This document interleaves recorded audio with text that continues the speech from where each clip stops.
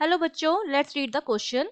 The question is sound waves from a tuning fork F reach at a point P by two separate routes. One is FAP and second is FBP.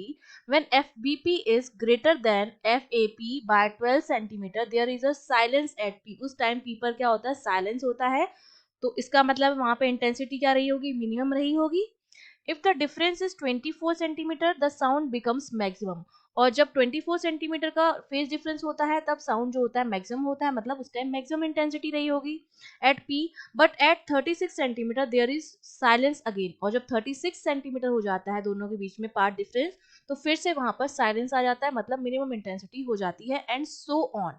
If velocity of sound in air is 33 meter per second, the least frequency of the tuning fork is. तो हमें उस tuning fork की least frequency calculate करनी है. तो देखिए जो की कॉन्सेप्ट हमें पता होना चाहिए कि जब कोई भी दो वेव जिनके बीच में पाथ डिफरेंस है कुछ ना कुछ, वो क्या करती हैं?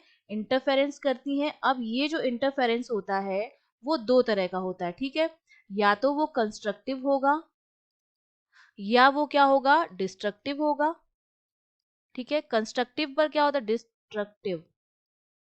कंस्ट्रक्टिव पर मैक्सिमम इंटेंसिटी होती है, मैक्सिमम आई, और डिस्ट्रक्टिव पर मिनिमम इंटेंसिटी होती है. ये चीजें हमें पता होनी चाहिए. कंस्ट्रक्टिव के लिए अगर मैं पार्ट डिफरेंस की बात करूं, डेल्टा एक्स की बात करूं, तो वो मेरा होता है एन लैम्डा के ऑर्डर में फॉर कंस्ट्रक्टिव. ठीक है. और अगर मैं डिस्ट्रक्टिव की बात करूं, तो उसके लिए जो पार्ट डिफरेंस होता है डेल्टा एक्स, वो होता है 2n-1 लैम्डा बाय 2 के ऑर्डर का. ठीक है.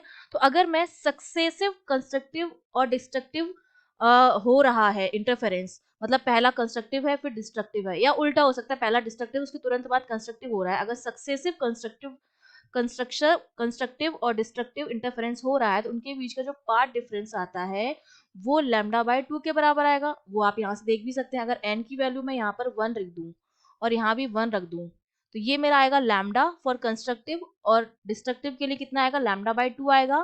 तो जो पार्ट डिफरेंस बनेगा कितना बनेगा? Lambda minus lambda by 2. तो वो कितना होगा? लैम्डा बाय 2 होगा. ठीक है. ये चीज हमें पता चल गई. अब देखिए हमसे क्या कह रहा है कि ये फॉर्क है एफ, और यहाँ पर कोई पॉइंट पी है.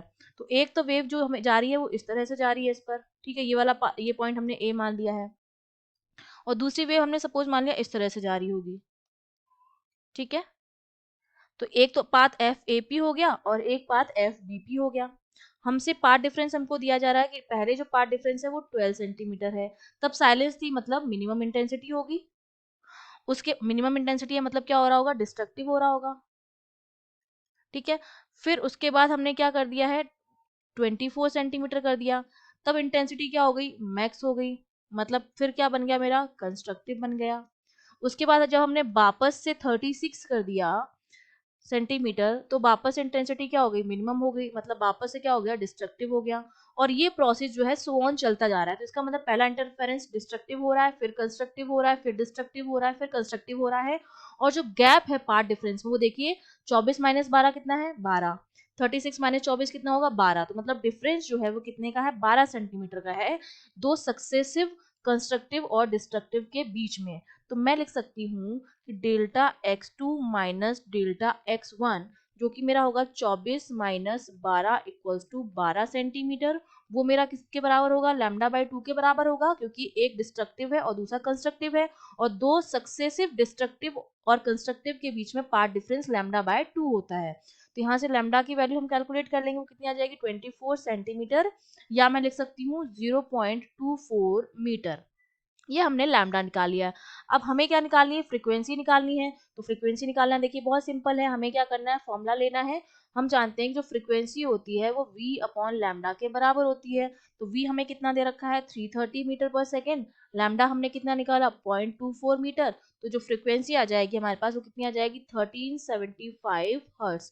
तो ये मेरे पास उस ट्यूनिंग फॉर्क की लीस्ट फ्रीक्वेंसी आ गई है, जो हमारी कितनी आई है? 1375 hertz. That means D option is correct. I hope you understood well. All the best.